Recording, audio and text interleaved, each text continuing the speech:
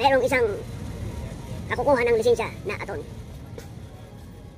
Nagkaroon siya ng isang opisina. Nag-post siya sa lahat ng media platform. Ngunit wala pa rin pumupunta na kanyang maging kliyente. Palapit na ang katapusan at sabi niya, naku, problema na naman ang pambayad ng upa. Nag-isip siya ng easy money daw. Kaya pumunta siya sa isang vendor sa labas, sabi niya, ate, ganito yun. Lahat ng tanong mo na di ko masagot, babayaran kita ng 50 pesos. Lahat ng tanong ko na hindi mo masagot, babayaran mo ako ng 5 pesos.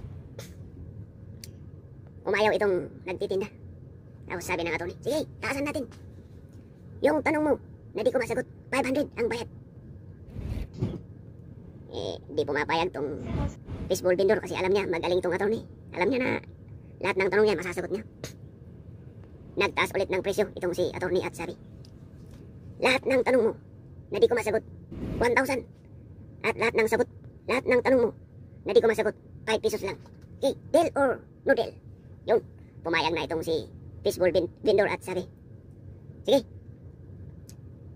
Nagtanong si attorney, sabi niya, ano, magkano, ilan ang sukat ng ilalim ng dagat hanggang sa himpapawid?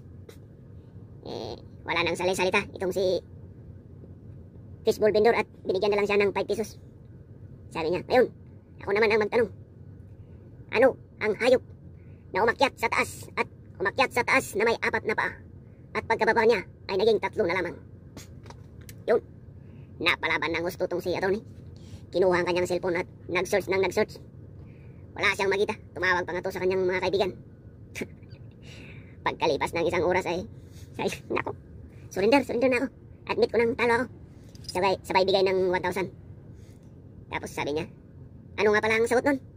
Ngumiti na lang tong si fishbowl vendor at binigyan ulit siya ng 5 pesos.